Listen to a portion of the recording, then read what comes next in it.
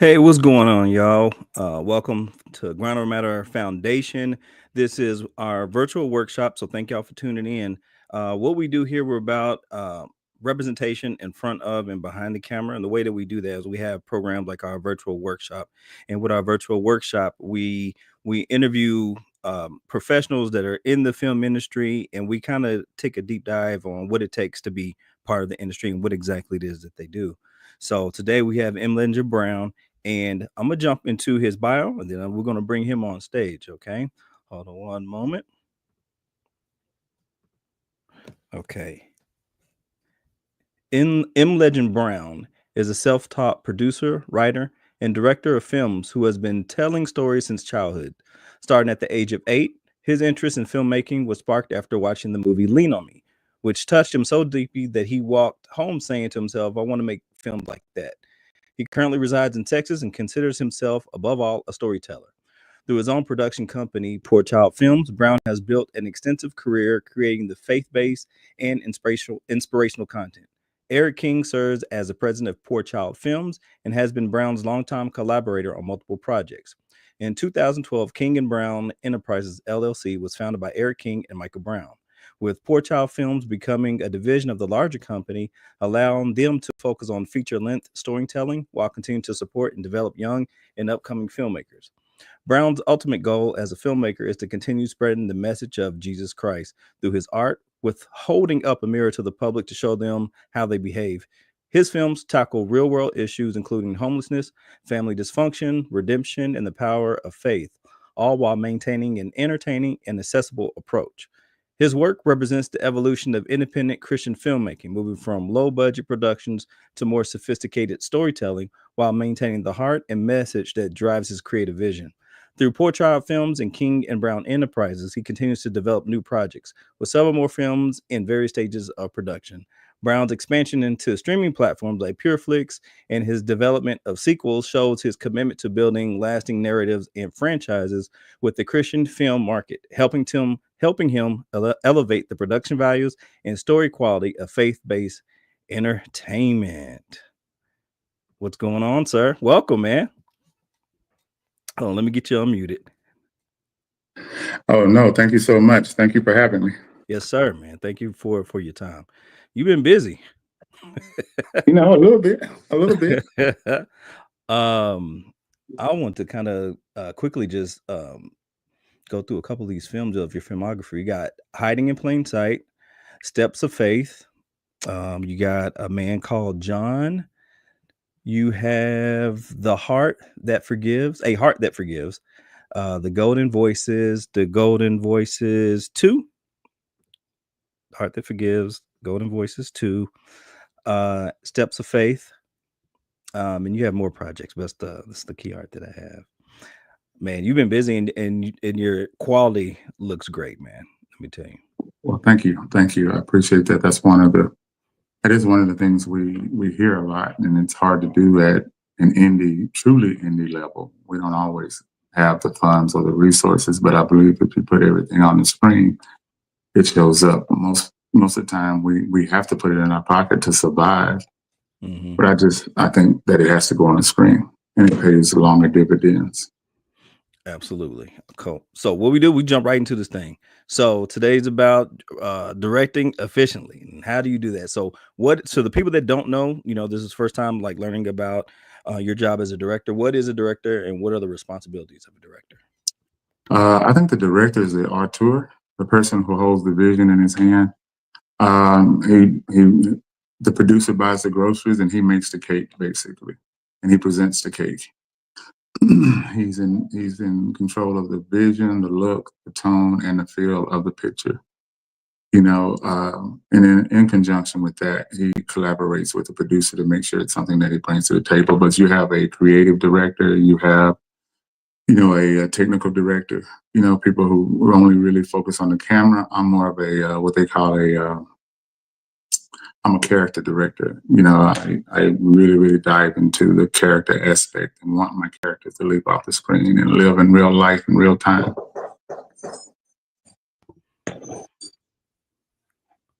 Did you need to grab that or anything? You No, no, good? no, no, Are no, you no. good? I'm Okay. good. I'm good. All I'm right. good. Okay. So So you're not necessarily like, can you talk about that a little bit more about your approach versus like maybe like other directors' approaches? Like you have some directors may be like more involved with the camera, or you say that you're kind of more involved with the characters, right? Can you explain that a little bit more? You know, so many times that directors often focus on just just focus on the the camera and don't even worry about what the actors are doing. And I prefer to only focus on what's happening in the screen and what the actors are doing.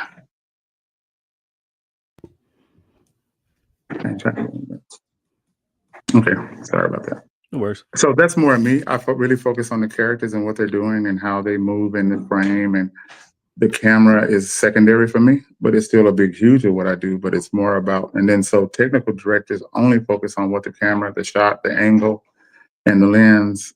And they really just say the actor comes to work. That's basically it. Okay. I remember you had a class at the Denton Black Film Festival, and you were specifically it was a couple years ago, and you were talking about how to produce a film, get it done in 10 days, and I was kind of blown away. I didn't get a chance to sit in the class, but I remember that was a topic that you were talking about. So I'm like, okay, how what's your approach? What can you run us through that? 10 days to shoot a film? That seems impossible. It's possible. And a lot of people, I've broken out of the 10-day model. We really shoot now in 6 to 7 days, more six than seven. To me, it boils down to knowing exactly what you want, making sure the script fits inside of that. You don't have 20 actors, you don't have 10 locations.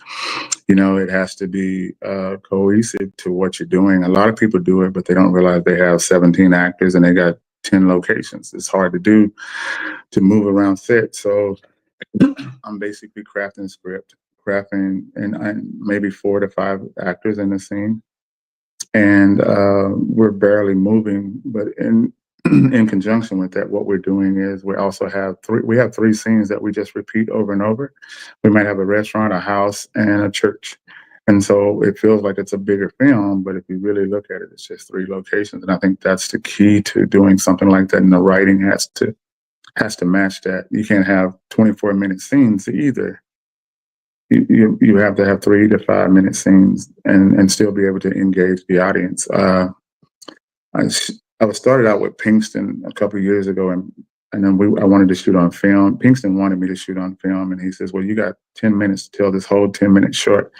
And I would run out of film in the first minute, and then he would say, "Well, you got to buy some more film." And I was like, "I can't afford that." At the time, film was very expensive. He says, "Well, you got us all out here. We agreed to do it, so you have to buy it." So I was working at a temp service, and so I had to go back and buy a whole reel, go to Kodak, buy some film, and then we shot it again the next week. First minute, the film roll is gone. And eventually I got upset and I was like, "This is impossible." He says, "Man, they do it in Hollywood every day, Mike." And so what happened is I learned that he told me, he says, "Well, you need to, before you roll that camera, you need to know exactly what the actor, how they're moving, what setup you want. And as long as you know what you want, you can do it in 10 minutes." And that's kind of the art of doing a 10-day shoot. You have to know what you're doing. You have to go in with a precise plan. You're a small army. I got my shot ratio is 3 to 1. If I shoot over 3 to 1, my whole crew has a heart attack. They're like, "What's going on?" I remember we were shooting a scene, and this guy, I mean, I think I had like 19 takes of it. And I remember looking at David, looking from behind the camera, looking at me, and I'm like, "Aren't you shooting a film?" And he was like, "Man, how many times are we gonna keep shooting this one scene?" That kills your production. Lighting. People think that you light for 2 hours and you shoot 10 minutes or 10 seconds. You know what I mean? It's like you shoot. You don't light for 2 hours. Nobody. I've never walked in a theater where somebody says, "Oh my God, that lighting on that movie was amazing." You know what I mean? It's either the characters did their job or the director did his job, but they never say that lighting, man, that was beautiful lighting. That lighting came through the window. It was awesome. Most of the time, that's what we call God lighting. God accidentally lit that for us, and we just took advantage of it. Absolutely. Um, you were talking about 3 to 1 ratio. People that might be new to like film directing, can you explain what a 3 to 1 ratio is? So if I have two people sitting at a table, I'm going to do 3 to 1 for every angle that I do. I'm going to shoot over the shoulder. I'm going to shoot that 3 times.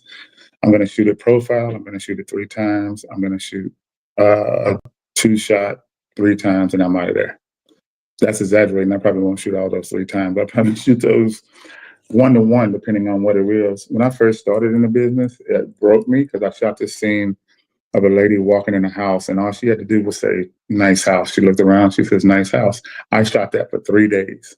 I drove that young girl into, she was crying. She begged me. She said, "Mr. Brown, please just show me how you want me to shoot that."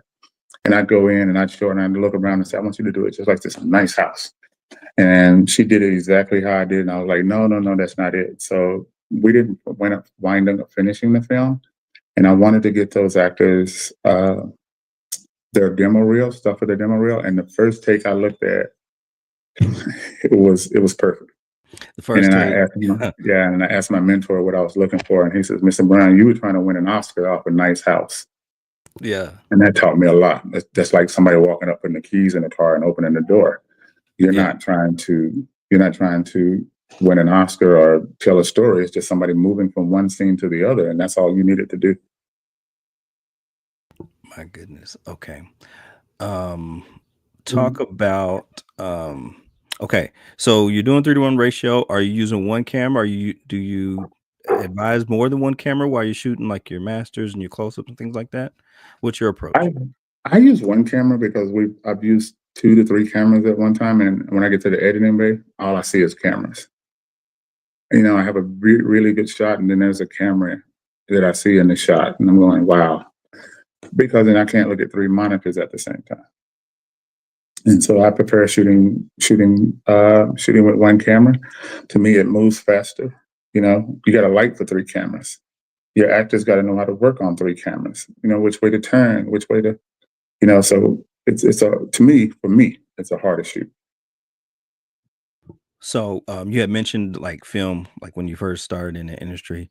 Did you after that film, the one you were talking about with all the takes and everything like that, did you do a feature film using the film format, or did you switch to a different format? That was a feature film, and David Pinkston told me, he says, "Well, maybe you need to start doing shorts so you can learn how to tell stories."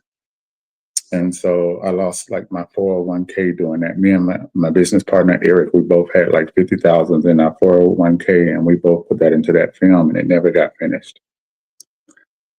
So, so we went back. I just considered it film school, and then we went back to do shorts. We did shorts for like I did like 10 or 12 shorts, and then I accidentally ran across a book that says only Black men only do short films. They never do feature films. And I never did another short film since then. What book was that? I don't even remember the name of Okay, the book. okay, that's cold blooded. Okay, what can you kind of talk about budgeting when you're doing when you're doing projects like 6 to 10 days? Can you talk about that a little bit? That's basically how I come up with my budget. I take the amount of days that I have by how much money I have.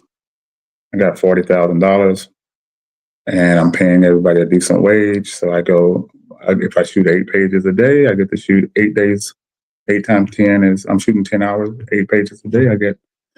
I got 8 days. And if I want to speed that clock up, then I got to divide that by how many pages I do a day. As we know, most independent filmmakers shoot 12 to 15 pages a day. I shot a film on Steps of Faith. We were shooting and the weather changed on us and it rained and it got really, really cold. And I had got all the actors up at 4 o'clock in the morning, Malik Whitfield and Christy Ferris. And I said, "Hey, look, I messed up yesterday. It rained, so it threw our schedule off. And Christy's got to be back in LA. So we got to get up super early, shoot, and get it done." We get halfway through, we get to lunch, and my AC tells me she raced the whole morning worth of work. Now, we've already shot 12 pages before lunch. I'm thinking we're on a roll. We're going to make up time. And, just by the grace of God, we shot 24 scenes in 8 hours. So, Wow. So so it accidentally got formatted or something like that. The yeah, footage. she reformatted it. She thought it was already clear and she reformatted it. Oh man, I know that feeling. Yeah, that's a drop in the pit of your stomach, man. Man, yeah. Especially when you got those, you got those premium actors that I'm charging you premium prices. Oh man. So And what did you say? So they all right. What do you once you get that information, what do you tell the actors? Like what do you say? I just went to Malik Whitfield and I just said, man, I don't know what to tell you, man. We just erased all the footage from this morning.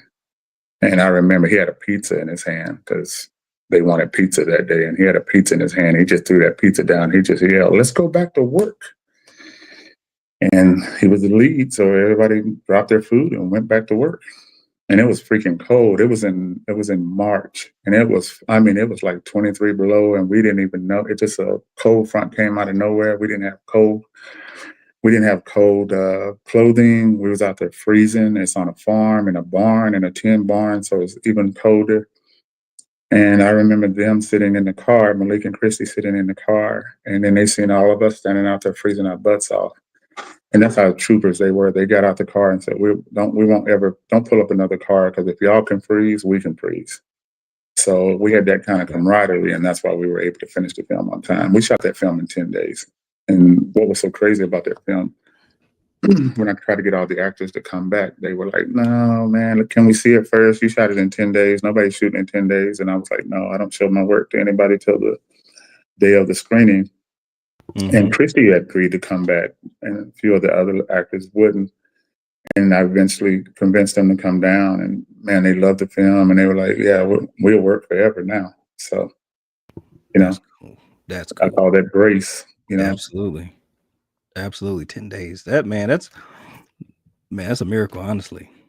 I didn't know you was doing it like that. I remember we were at the theater in Arlington. You either had Hiding in Plain Sight, or it might have been Steps of Faith. And you had like the marketing materials, and you were just there in the parking lot, kind of just pushing it. And then for the theater, I was like, man, he out here grinding for real. That was like almost 10 years ago. Yeah, man. I was doing like the guys did with the albums, get out there and push it in the street. So my very, very first movie, I made a hood movie, and I promised I would never do another hood movie. But man, we sold that thing out of the trunk at funerals. We sold that thing everywhere, man. We didn't have no shame, because I happened to go see Michael Baisden that weekend, and Michael Baisden was like, "Nobody's going to control me. I'm going to if I have to go sell my book at a funeral, I'm selling my book at a funeral." Yeah. He said, "If you want to be a real entrepreneur, there's no place that you won't go make money." And I thought that philosophy was brilliant. So, but I didn't understand, because we were going to Staples, and we were buying the DVDs at Staples, which cost us more money than to replicate them. Yeah. So, Yeah. and what we were selling them for, we were coming out in the negative every time. But that movie, man, we must have sold 30,000 copies on the street of that movie, man. We spent more time copying, and I don't even understand why I didn't take that movie to a big production house and just have them replicate it. But I didn't know anything then. Yeah. So, I miss the days of physical media. oh man, I wish we could sell DVDs right now. I'd be a millionaire.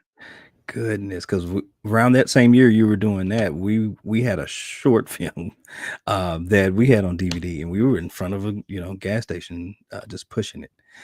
Okay, so you are self-taught. So how does somebody, college kid, somebody wants to get into directing, how do they teach themselves to become a director? What are some techniques that you did in order to become a professional director? Well, time has changed so much, man. You got AI now, man. AI can make you a movie now. I had the Dallas Library had like, maybe 1,000 books. They had a whole wing full of just books. And I would sit there every day reading those books. I would go on anybody's set and just watch what they were doing. Now, you got YouTube University. You just have so many resources, AI, you never have to even leave your office now. But what I would tell them is to learn how to tell stories. I think that's the hardest part. Most people don't understand what the craft of storytelling is. I remember this lady challenged me one time on the bus, and I got holes in my shoes. I got a broken down computer, and she said, "You're not no movie producer." And I said, "Yeah." She says, "Well, tell me a story." I was like, "What?" She says, "Tell me a story." She says, "Tell me a story about Johnny, who something, something, something. And the whole time we rode, it was an hour bus ride. And I told her a whole story. And when she got off of that, she was like, if you write that story out, I'll pay you for it. Wow. So, and I think we have lost the art of telling stories. I think we have more technicians, and I think we have more people who are codependent on the camera, and codependent on the software, and codependent on the just all the technology, and just physically can't tell anybody a story. You're right about that, man. I know I was guilty of that years back. Just kind of getting, I guess we call them gearheads, kind of just getting caught up in the gear, like whatever the new camera, new lens, and all that stuff is. And you can have like just a beautiful looking film, and it's like has no soul. Right, And right. People used to tell me it's never the camera, it's the man behind the camera. You can shoot it on an iPhone if you know what you're doing. Yeah. I wouldn't take it that far, but but if you have the skill set, you can do that. You know what I mean? But a lot of people are codependent on. It's like when you go to a film festival and you're showing your film, and none of the filmmakers say, man, what was your script, and how did you work with the actors? They always say, what camera did you shoot on? You know what I mean? That's all they want to know. That's true. You're right about that. It's funny how like everybody wants to kind of get to like the production part, but nobody wants to write. Nobody wants to kind of even if you're done writing, have a finished screenplay. Sometimes they don't read it, or just to kind of refine it, things like that. That's kind of disheartening because that's like the blueprint of the whole thing. But nobody wants to do that. Nobody wants to do it, and even the people who actually that's their job to read scripts don't read scripts. I know a lot of DPs that say I can't read scripts. I think that's your job requirement. That's number one on the job requirement. That's like an actor saying I don't read scripts. I mean, that's number one on the job requirement. A director saying, "Oh, I'll direct it, but I won't read the script." Man, that's cold blooded. Like it's gonna be a long day. It is. It takes. Yeah, it wears down a production. That's the stuff that sets productions back behind. Mm-hmm. When we were talking earlier, you had mentioned as a filmmaker, you need to minimize risk. Can you elaborate on minimizing risk as a filmmaker when you're producing these films? That when you want to make we want to make a living doing it. So how are you minimizing risk? I think minimizing risk is that you've set up for your investors to make their money back. So, do you work hard to raise $400,000 to make a film that might not even make $20,000 back, or could you make a $20,000 film that makes $100,000? I think trying to raise as much money as you can at one single time, and knowing that you're going to put most of that in your pocket and not on the screen. I think risk is always with not hiring the right people, hiring people who aren't professional, hiring people who aren't. We get camera guys, crew members who are very, very green. The same thing with actors who are very, very green. And then it takes forever to get a production in the can. I go from script to screen in 3 months. It's got to be out in 3 months, because I feel like when God gave me the story, He gave that to a million other people, and it's a race to get it finished. It's like the story of the talents. Give you 1 talent, 2 talent, 3 talent. Are you going to bury your talent, or are you going to go out and multiply your talent? Man, when you told me that, I was like, script to screen, 3 months. Okay. Right. I like it. How does someone go about making a living making movies? How does somebody make a living making movies? When I find that out, I'll write a book. This is what you do full time. Come on. Right. But I'm willing to make the sacrifice. A friend of mine told me the other day that I had an investor who wanted to try to invest in one of my movies, but he says, Mike, drives that old beat up truck. And I feel like if I were to put my money into my craft, then put my money into my materialistic things. Do I want to wear Jordans? Do I want to go out to eat every day? Or do I want to make movies that people watch and they enjoy, that pay me dividends way down the road? I hope when I'm retiring that when I go check the mailbox, that's all is in there is residual checks from all the work I did. Can I eat now? Yes, but I would rather have it when I need it the most. Okay. So in order to make it as a filmmaker, I think you just got to be wise, team up with somebody who knows what they're doing, Mm-hmm. Uh, a good friend of mine always tells me that Warren Beatty, uh, Warren Buffett says everybody wants to start their business just to be boss.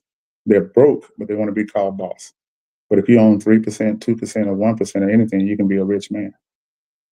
I don't want to be boss. I want to be able to have a portion of something that allows me to tell the stories I tell and be comfortable. Maybe I don't drive the fanciest car, maybe I don't have the best wardrobe, but when I'm on set, I'm the most dangerous man on the planet. That's the way I feel. Yeah, yeah, absolutely. Okay. Um, and you put your money on the screen. You know, I was looking through your films because you got a lot of films that are available on the streaming platform. So anybody on here can check out his films. And it looks good. You can tell that the money's being put on the screen. Appreciate that. Appreciate that. I think that's where it goes. I think you can double dip, triple dip, and the films look like crap. And at the end of the day, that's what we have to get our next jobs. That's what we have to get the next investor. That's what we have to. I got a good friend who champions for me all the time, and he's always telling people I'm a movie producer. Now, if my films look like crap, I don't think he does that. No. I don't think that. I think he don't even mention it. We'll sit in the room full of people, and I appreciate him doing that because I don't never know who says what would it take to make a movie. He's been a mouthpiece for me that maybe finds me an investor one day by just saying, "Hey, Mike's a movie producer." Mm-hmm. And building that reputation up and a brand, right? Right, right. So, um, you have a great portfolio. And so, why do you decide to go the indie route when you could do studio work? Man, I shot a film for Pureflix last year, and my very first film that I wanted to do that somebody offered me 400K for. Man, they picked the picture apart. Man, they were like, "Well, put Kevin James. We can get Kevin James to do the picture." And I was like, "Why Kevin James?" It's because he's fat, and fat people are funny. I'm like, "What? That has nothing to do with my character." So I'd rather stand on my morals and the characters that I want to play, and I don't want so many hands and cooks in the pot that what you came and got me for is no longer there because you deluded it. We see that all the time with directors that we like their work. I think that happened to M. Night Shyamalan. They loved what he did with Sixth Sense, and then everybody wanted to try to touch that magic. And once they started touching that magic, he hasn't recreated it since. Yeah, you're right about that. I mean, that's why I love the control of me telling the stories that I want to tell, filling on the dime that I want to. I fell on my dime, and once you kind of get to doing this for so long, you kind of understand what works and what doesn't work.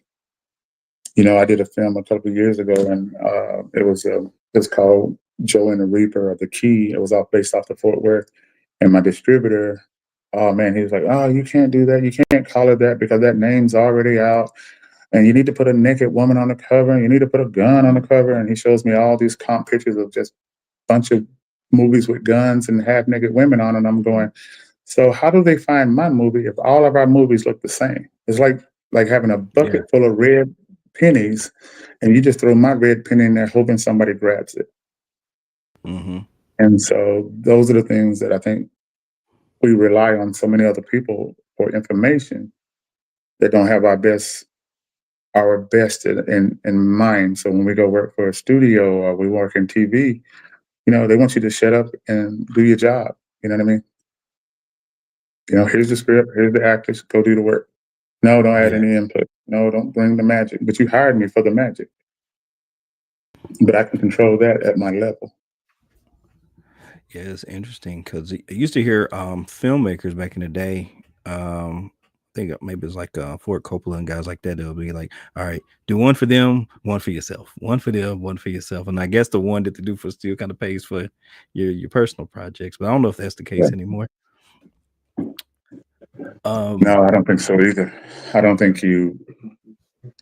I think you find a sweet spot that you can make movies for and turn them around and make a few dollars off of them and pay your investors back and you win. okay, hey, that's the playbook right there. Anybody listening? You paying people back, you winning. What all right, so what's the landscape like now? You know what I mean? Like You have a lot of streaming stuff. There was one point in time when everybody was going to a certain platform for their films. I remember when Amazon, when you could just put your film directly on Amazon Prime, and then that's no longer the case. So, can you talk about the kind of like the landscape and where you see things going? You know what? I think the indie filmmakers coming back. I mean, we just seen Pixar fail at a film. Pixar, you think Pixar, that's like they batting 1,000. They never miss. Yeah, yeah, Uh, I think it's coming back to the indie filmmaker, but it's coming back to the truly storytelling indie filmmaker. Look what Blade did for Warner Brothers, and look what Empire did for Fox, and look what back in the day what uh, Shaft did for Warner Brothers. With yeah, Robert Roundtree, all those companies, and then UPN, and they all were built off of the indie. And Tubi blew up off the indie back. And now absolutely. they're icing out the indie. Amazon blew up off the indie. Netflix blew up off the indie, and they're icing out. They get to a certain point where we don't want that trash on our sites anymore. And so I believe everything's coming back to the physical medium. I think they're going to get, like, people are writing books now, not ebooks. They're back to writing hardcore books. And I think film is going to come back to the DVD model, because streaming, you still have to buy every platform, every site, everything you need on streaming. You have to buy the different sites. You don't get to just buy one that hosts everything you want to watch. You got to go to Max, and you got to go to Roku, and you got to go to Tubi. I mean, and then Tubi's free, but then you got to go to Hulu and Netflix, and they just keep adding up, Yeah, and it's that's like why AVOD took off so fast. yeah, and it's almost as it. And I remember when AVD, people were kind of looking down on that. Um, but it's almost like the streamers, they've kind of capped how much subscribers they can get in a territory.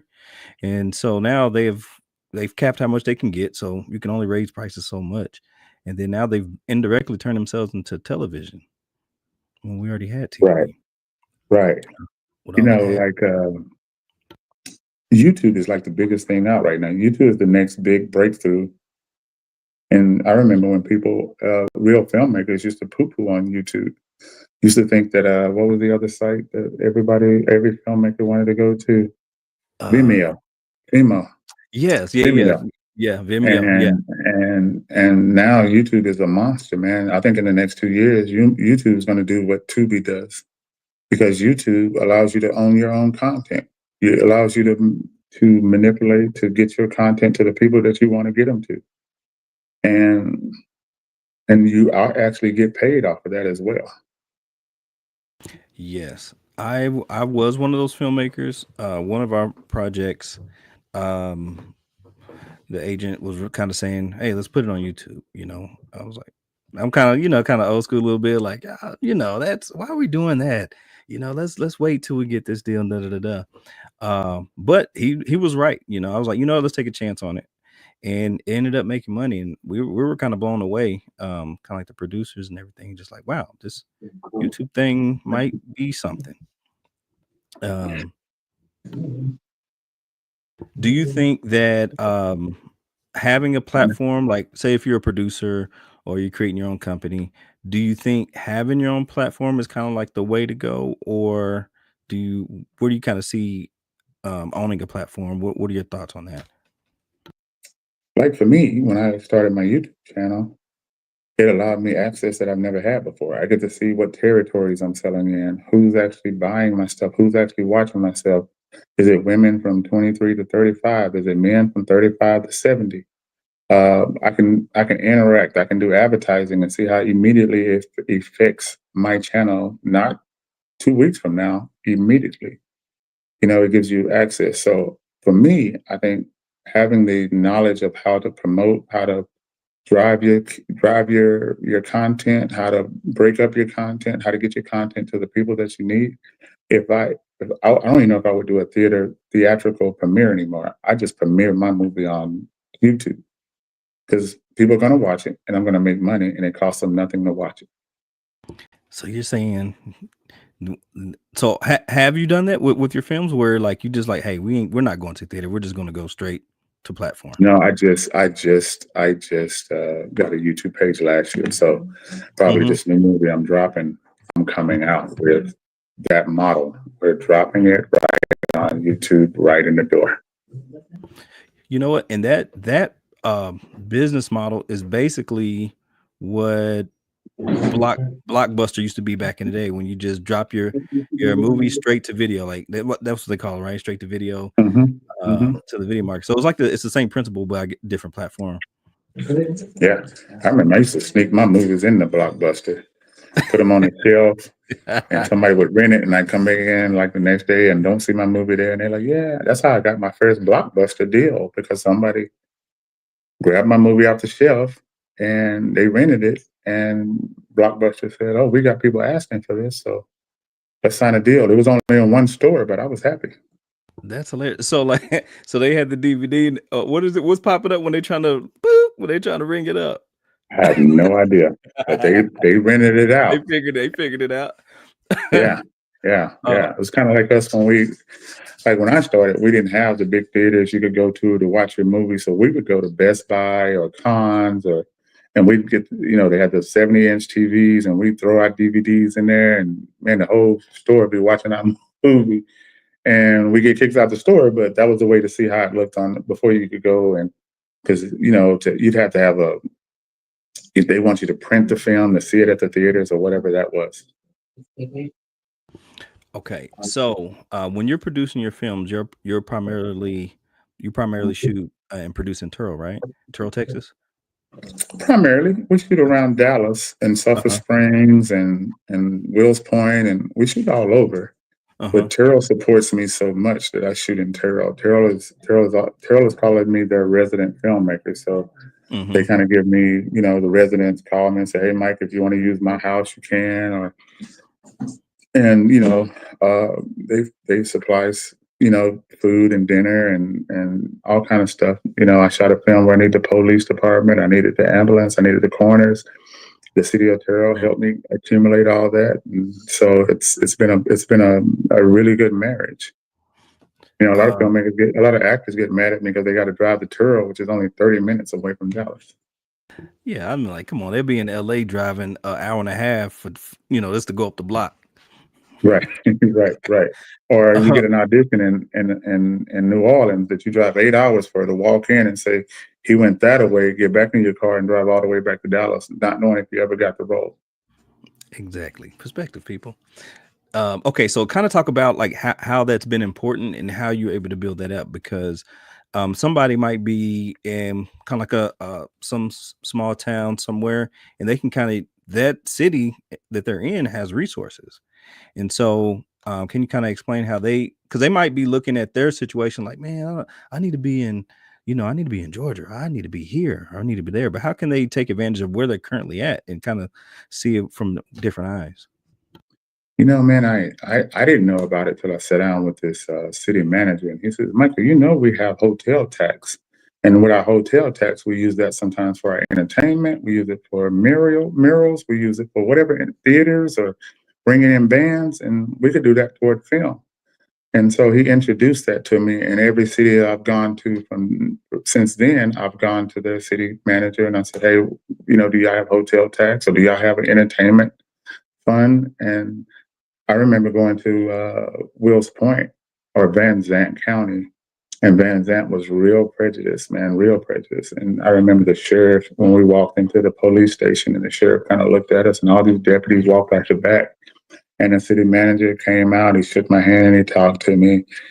And he told the sheriff, he says, "Hey, Mr. Brown, I'm going to have the sheriff drive you around any house you like. He'll write the address down, and whatever you need, we got it. Just let us know, and we'll do it." And me and my business partner was so nervous that we got in the back seat of the police car. And the sheriff was like, "No, no, no, I'm not driving down the street with both of y'all in the back seat. One of y'all got to get up front." And he took us from place to place to place to place to place. And they said, "Well, we're going to vote in November to get you the money to come here and make the film." Now that I look back on it, I wish I'd have did that. But me being a zealous filmmaker, I was like, "No, I want to make my film tomorrow. Yeah, And so I absolutely. never went back. And so, but there are towns. We went to Mount Pleasant. They have they're a film friendly town. They give you back a, a percentage of your film if you shoot in their town, use some of their people. So all these little small towns want to be in that business, and they think it's, they're accepting to that. And then I would tell any filmmaker, don't go asking for cash, ask for in kind. Can you supply us with hotels? Can you supply us with permits? Can you supply us with food? I don't need hard cash, because cash is the hardest thing to come up with. But guess what? If it's already in our budget, we already spend hotels anyway. So yeah, we can get you. How many hotels you need? 5, 6? Yeah, we can feed you every day because we got a budget for that. We don't have to go allocate something for that. So look for the in-kind stuff. Go to Ford and ask Ford, can you borrow a car for a day? I used to go to Brookshire's, and I used to ask Brookshire's for 30, 40 cases of water, thinking that they would never give it to me. Man, my truck would leave there going, because they would fill my truck up with water. I go Yeah. to Walmart and ask for gift cards to give to my actors. Mm-hmm. If you don't ask, you don't get. You know what I mean? If we got Yeah. so much pride that we got to have so much money, but we won't go knock on somebody's door. I remember I wanted to use this restaurant downtown Dallas. It looked like Cheers. I walked past it for a month. Okay, Mm-hmm. there's no way that guy would let me film in there. So I finally get the guts. I walk in and I start talking to him. I said, I'm an independent filmmaker. I want to shoot here. This is the time Prison Break was shooting down there. He says, oh, yeah, Prison Break just shot here. Okay. Yeah. And he said, yeah, you can shoot here. And I was like, well, I don't have no money. He said, you can shoot here. I said, well, man, my actors, I don't know what time we're going to be here. How long? You can shoot here. He kept saying I could shoot here, and I kept making excuses why I couldn't shoot there. I thought, I'm hearing no, and he's saying yes. Deals And after closed. that, it taught me, you know what I mean? A no is a no, but you can't get a yes. And I got a good friend right now that I'm trying to beat up about a film that he wants to make, and I'm like, he goes, well, I can't get this one location I wanted to get. I couldn't get it the first time. I said, but your film didn't make 11 million. It didn't do 11 million on Tubi. Now, when you go talk to somebody, he says, well, my film did 16 million views on Tubi. That's what that guy said. When do you want to use my place? Yeah. You know what I mean? Yeah. It's when you don't have anything to talk about or to bring to the table. I get to tell people. I didn't even tell this, but I remember going down in Houston, man, and these guys wanted to invest in my movie. And again, that sometimes we get cocky, we get arrogant, and they didn't tell me that they wanted a perspective. And I get there and they said, well, Mr. Brown, we need a perspective. And I was like, what? Man, I didn't bring. So I go to the car. I'm pissed now. I go to the car. I grab 5 of my movies and I take them and I slang them across the desk. And I go, there's my perspective. Call me if you want to do work. Because I do have something. I have a feature film. I know how to get a film from screen to where you can view it, where it's on somebody's platform. It's on Tubi. It's on TVN. It's on Aspire TV. I have them on TV. I don't have movies. I didn't put it on Amazon by myself. It's on places that are paying me to have these films on their platforms. So I walked out of there thinking that I'd never hear from them again. And they called me. I would never do that again today, even with all the moxie that I got. I wouldn't do that today. But it was just that sometimes, sometimes the spoils go to the victor. You know what I mean? Absolutely. And so, filmmaking is about sometimes taking risk, and that's all we do is take risk. And, most people always ask, how do you find money? How do you get money? How do you get people to come and work for you? Do good work. That's where it starts. I can't walk in there and tell somebody I want you to invest in my film, and they say, what do you got? And I can't show them anything. Go watch my movie. If you don't want to invest in my movie, then you watch something you don't like of mine, then I get it. But if you watch something of mine and you go, okay, what does it take? And I think sometimes you just got to keep your ears open, man. I've sat at a bunch of restaurants and we've all gone out after watching my movie, and I can be sitting on the other end of the table. I'll hear somebody say, I don't know what it takes to invest in a movie. I will grab my plate, get up and walk all the way down and sit right next to them. Did I hear you say what it takes to make a movie? Absolutely. Okay, so let's talk about your genre a little bit. So it was in Christian cinema. I don't know if this might have been off camera, but I was saying, like, when we was at AFM, there was some, like, this was years ago when we went to AFM, American Film Market, and they were talking about how, like, just Christian films, it was an underserved market, and they needed content. Well, they wouldn't even call it content; they needed movies for the Christian demographic. These guys, I don't know, but Can you talk about why you decided to kind of go in this category? And then is it still an underserved market and what's going on? I'll start out saying that the Christian market is probably the number one market out right now. When I was starting, first got into it, they were making movies for $50,000, $20,000. Now you can't find a Christian film made under $3 to $4 million and recouping 20 times that money. Uh, I got into it because all my friends kept saying, Michael, you tell all these dark stories, you tell all these dark stories. And I happened to move back home. Well, I didn't move back home. I got kicked out of my apartment for turning my apartment into a studio, into a movie set. And when I got back home, my mom and my uncles were watching what was called then, we didn't know the name of it, but now they call it retro TV. You know, Sanford and Son, Good Times, all the westerns. And so when I seen that, and I was like, wow, this is a lot of people watching. They're not watching the new stuff. The Devil had just came out on ABC and Empire and all this stuff. And so the more I started looking at that and the more comfortable I got, because all my stories had a Christian foundation. They just wasn't up front. And so I wanted to tell stories. I'm not a Christian filmmaker. I'm a filmmaker who happens to be Christian. So anything I do, my faith comes through. So once I started telling those stories and they started to excel my career, I was like, I'm at home. Let me back up a little bit. So really struggling to make any kind of films. And I went to meet with Tim Grace. Tim Grace came over to Pinkston's house and I was like, Tim, I want you to get behind me and help me make a film. He's like, you're already making films, Mike. I said, but I can't find money. I don't know how to do film. And Tim told me, he says, well, Michael, I believe in God. I believe if God gives me $1, I'm going to start and he's going to provide the rest. And I looked at Tim and I thought, me and David looked at each other and, David wasn't a big believer at that time. And I was like, well, my God is just, we serve the same God. So why wouldn't he do that for you? If he do it for you, why would he do it for me? Wouldn't do it for me. And so Hiding in Plain Sight was that very first film we did.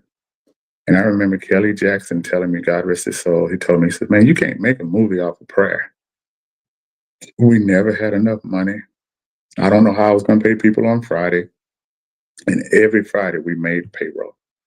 Every Friday we fed the homeless every day. We didn't even have enough to feed us, but somehow the food stretched enough to feed the homeless people in South Dallas under the bridge. And we always had more than enough food. And so I remember Kelly coming to me after we finished the film. He said, I guess I'm wrong, huh? And I've never looked back on that. So, and I know that God gives me, and everybody who believes or everybody who don't believe still says that I get my film from a higher power. I believe God gives me the films that I write. And when he gives them to me, I'm going to go tell everybody named Mama that God gave me this film and God told me that this film is going to get made. I don't know how. I just know that he said his word don't come back void. So I'm going to be the ambassador of his word. So he going to have to live up to it. And he hasn't let me down yet. I love it. Going back to just the I would say, like, when was the money good for independent streams? Because I felt like when we put our project, I was like kind of during COVID because it was like an uptick in people watching stuff. When was it good digitally for indie filmmakers? Before we're going to our own platforms and kind of doing our own thing now. But do you think it's still? Tell me what you thought. I think like YouTube is going to be the next renaissance. But my distributor told me about 2 years before COVID. Mm-hmm. And he was like, mate, you got to get on this platform. This platform is going to take off. And I was like, I don't even know what that is. I don't even know how to pronounce it. And I said, okay, if you think it's going to take off. And we didn't make money at first. But then a year before COVID, man, it just started taking off. And then all through COVID, it just kind of blew up. And then during COVID, he came to me and says, well, IMDb is starting their own platform on Amazon. And I was like, okay, I don't even know what that means, but he says, I'm going to put you on there. And then that kind of took off and we started making real money on those platforms. And so then with the Christian film market, it's a smaller market, but it is its own market. So TVN would pick up my movies. Up in Faith would pick up my movies. Then I got into bed with PureFlix. And when PureFlix started picking up my movies, then they were paying me enough, whatever my budget was. I would set my budget on what I could get back from PureFlix. And then I treated the business like it was like I was an NBA contract or an NFL contract. I would treat it like, okay, the first deal is about getting the deal. The second deal, I need to get to a second deal. I need enough people watching my movie that they come back and say, we need to repick this up. So say I'm getting $30,000 on the first deal, I'm getting it picked up again in less than a year for another 30. And then I got to the third deal. So I was like, okay, this is how independent filmmakers have to make their money. We can't, and people and then distributors want to say, well, Michael, you don't promote TV deals because they're only going to, no, I promote them because I want them to pick them up again and again and again.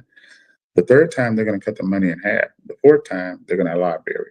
But a library film that I was making $30,000 on, now I'm still making $10,000 on, and it's a shorter period of time. That's cool. I don't know if that answered your question or not. I think I might have got off on a tangent there. Yeah, I was riding along with you, but what you were saying I had lost my train of thought. I know what it was. I do think the marketplace before COVID, we still had DVDs and we still were streaming pretty strong. COVID killed the DVD market, and it killed the cable market. And then it pushed the streaming to the whole next level. And I think then streaming is got killed by the actors' strike. And now they're just now finding their place back. And then when they started to find the threshold again, then we had the fires in California, which really set stuff down. And that's why we're seeing a falling away of the big production houses and the big production films. You're starting to see Ryan Coogler is doing stuff that, if we're going to be honest, black men don't get those kind of deals that he got. You know what I mean? Now he's got a ticket. He's got the golden ticket. He's Quentin Tarantino. Yeah, absolutely. Yeah, because of what's happening in Hollywood now. The Marvel films aren't making money. The Pixar films aren't making money. So, that was a script that he wrote. You know what I mean? They don't even produce it. When you're at that level, you don't get to write what you produce. You write what somebody gives you. Yeah, it's all about that IP and trying to find some new IP that they can keep regenerating. Yeah. And that's my thing. I would tell everybody, try to keep your IP as much as you can. Everybody wants some big industry to fund their film, but then you're losing your IP. I own all my IP. I got 12 films that I own outright. So when they run out, and they're never going to run out, because every few years there's something new comes out on the marketplace. Some new platform comes out, some new way of watching them come out. So they're always revived. I like that model because that's the studio model. And because you might have a film, I was looking at because I cover films on another podcast, just going over films. You got Blade, like you were talking about the movie Blade and Demolition Man. That movie was in the 90s, and it's still on platforms getting that transaction. Like, man, what about the ownership? I wonder what does Wesley own any of that? Yeah, Sanford and Son. How long has Sanford and Son been on? Forever. It was on before Martin. Yeah, you know what I mean. That film, that TV show, it's still making money to this day. I mean, money, and it holds up. And I watch stuff like that. I watch it over and over again. I've been watching Sanford and Son for this whole last year, and I want to watch it this year again because I want to see what the formula is. That something that was made 50, 60 years ago feels like it's still relevant today. You still laugh at those jokes. You still, we're not making stuff like that. I don't want to go back and watch Empire. I'm not knocking Empire, but it doesn't hold up. It doesn't stand the test of time. Gunsmoke stands the test of time. Sanford and Son, Martin, we're laughing at jokes they told a long time ago. They still are funny now. You show these young kids who do these rewatches, and they're laughing at the stuff that was done in the 2000s, in the 90s. Friends are still playing on somebody's channel. Any new company that starts out with the old stuff to build their base. Yeah. And like you were saying, like with the like Roger Corman, recently passed not too long ago. I Yes. forgot how many films. Probably had 100 films plus in his catalog. And it seemed like he thought like an kind of like an engineering way where he said he never lost any money, but his company owned all that catalog of films, and like you're doing, it's consistently being licensed somewhere, whether it's on the Sci-Fi Channel or these other different, platforms. I think that's the best model, and that's what the studios are doing. But now there's an opportunity for to everyone to kind of get a piece of that. Yes. And YouTube is even take that to a newer level. Now you don't even have to give your film away to anybody. You can control who sees your films, how your audience come to your film. You can go out and reach your audience. And like people will say, well, Tubi is the biggest thing on the planet. Okay. You walk into a school and ask how many kids do they know Tubi? If there's 100 kids in there, 60 kids are going to raise their hand. You ask them who knows YouTube. Your grandmama going to raise her hand. Yeah, everybody. Yeah. Everybody. hmm we're rolling up close on an hour, man. What Okay. are some things? Is there anything that you would like to kind of plug? Do you have like a movie that you would like to promote, or that you're working on? What's going on? Man, and right now I'm just I wish I had something that was coming out. I'm in the basis of writing again, and I've been doing a lot of soul searching and trying to figure out how to get better at my craft. I feel like there's some things that needed to get tightened up on my craft, and so I've been really working on just soul searching and tightening up some stuff and making sure that when I step back in front of the camera that I still give the people what they want, that they enjoy the films. It was always told to me that filmmakers go to film festivals, they watch other people's films for free. Critics watch other people's films for free. The most valuable person in the world who takes food out of their family's mouth, food out of the dogs or cats' mouths.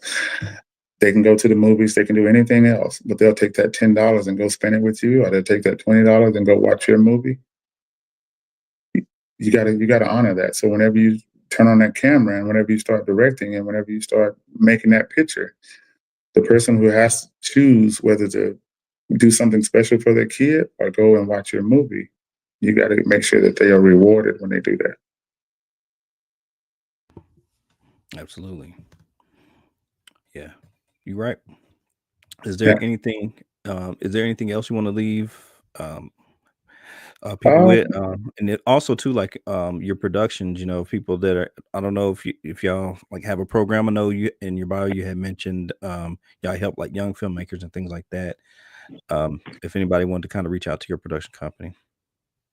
yeah, yeah. Reach out to us. I'm M Legend Brown on Facebook, Instagram, Twitter, the X, whatever they're calling it these days, Right. TikTok. Yeah. But I have started my own channel on YouTube, and it's Black Faith and Family. Okay. And if you want to support me, that's the best way to support me. Okay. Uh, and we just got to keep trying to tell the best stories we can tell, uplift our heroes, and put them on canvas. You know what I mean? Let people see them. Let us continue to tell stories. Let's not pull each other down. Let's kind of, I do want to promote one thing. I got a good friend of mine who just called me last night, Lindell Singleton, and he said, I want to pull all the African American filmmakers together just so we can have a directory and we can have we know who each other are and we hmm can support each other while we're making films. I send people all the hmm time food and water to their sets because I know how hard it is to make a film. Yeah. So I think we got to continue to do that on every level. We're up for that. Let us know how we can help from our foundation and how we can kind of keep spreading the word. And that's what we're about, uplifting everyone that's around and spreading the information. Yeah, I appreciate it. I appreciate you letting me come on and talk about what I do. Yes, sir. Thank you for your time and Legend Brown. Thank you, sir. All right. You're welcome. You All have a right. good one, brother. All right. All right. Bye-bye. Later.